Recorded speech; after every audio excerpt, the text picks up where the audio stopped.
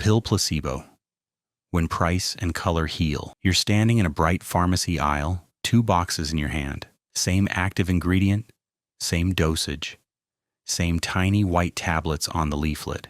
One is a cheap generic with flat typography. The other is glossy, deep blue, stamped with a famous logo and a price tag 3 times higher. You roll your eyes at the branding. Buy the generic. Then, next time the pain is really bad, you accidentally reach for the expensive one. In blind tests, patients given the premium pill report stronger pain relief and faster action, even when both pills are chemically identical. A red capsule feels stimulating, a blue one calming. A heavy metallic blister pack feels more serious than a flimsy foil. Your brain has been trained. Look, price and color become part of the treatment. Over dozens of such choices, branding quietly conditions you to equate more expensive and more designed with more real and more effective, even when your body is swallowing the same chemistry. By the time the tablet hits your stomach, the brand has already edited how effective you expect it to be, and your nervous system quietly follows that script. The logo that quietly reaches into your wallet. At the checkout, you promise yourself you'll stay under a certain number.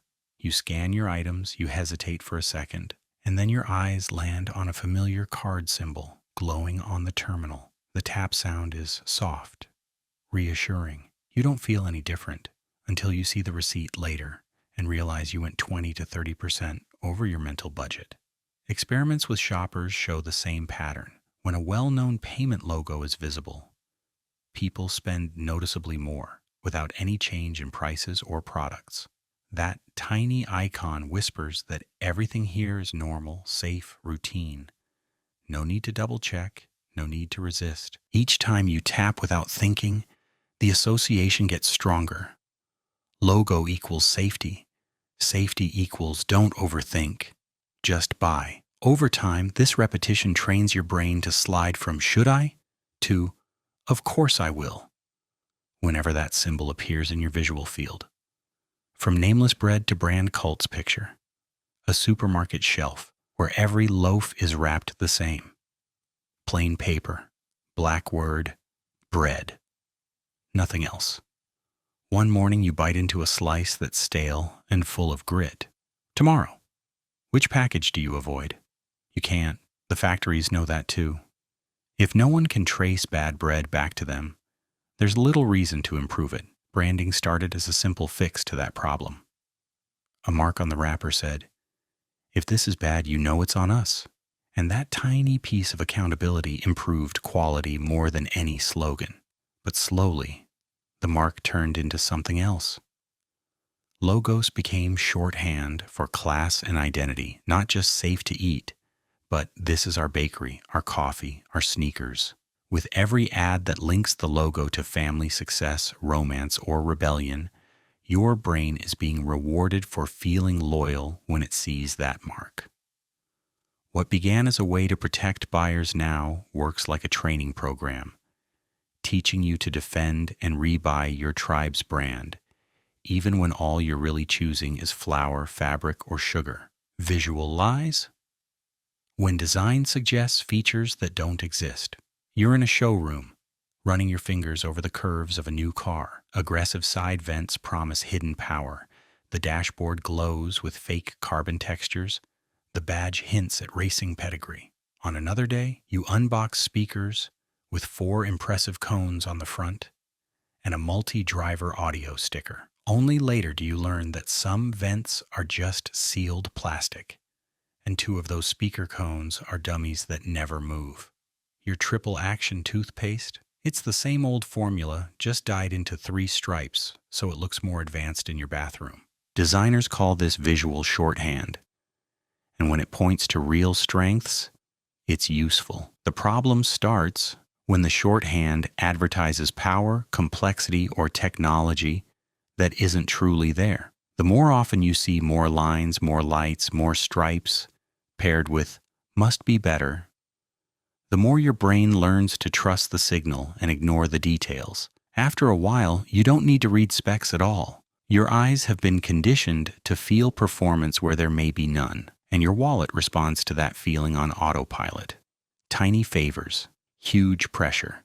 The rule of reciprocation in modern branding. A stranger in a mall presses a free chocolate sample into your hand before you can refuse. A charity envelope arrives on thick, creamy paper with your name printed neatly and a real ink signature at the bottom. A coffee shop gives you a loyalty card where the first 2 stamps are already on us. None of this is expensive, but each gesture plants the same quiet thought. They did something extra for me. Now what am I going to do for them? Psychologists call it reciprocation. In one candy store study, people were far more likely to buy and often chose completely different sweets than the sample they tasted. In donation drives, fancier envelopes pull in more money than cold promises of a tax rebate. Every time you answer that inner pressure with a purchase or a donation, you're reinforcing the loop. Gift to guilt to payback. Brands rely on that loop to become automatic so that even the smallest freebie flips your brain into trained obedience long before you ask whether you actually want what they're selling. Where design becomes mind control. On the surface, branding looks harmless, just stories and symbols that help you navigate endless shelves. A running shoe wraps itself in language about freedom and discipline. A phone promises creativity and control. A can of water talks about mountains and purity. Sometimes those stories are genuinely helpful shortcuts.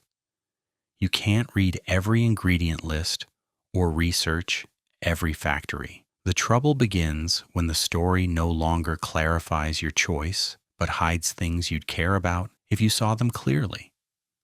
Addictive design in productivity apps, ultra-processed ingredients behind natural labels, financial traps dressed up as lifestyle upgrades, when every touchpoint, color, wording, sound, interface is optimized to push the same outcome. Your brain slowly learns that resisting feels wrong and complying feels comfortable. At that point, design isn't just decorating a product, it's conditioning your instincts so that the brand's preferred behavior feels like your own free will. The most effective control is the kind that never announces itself. It just makes its preferences feel like your habits.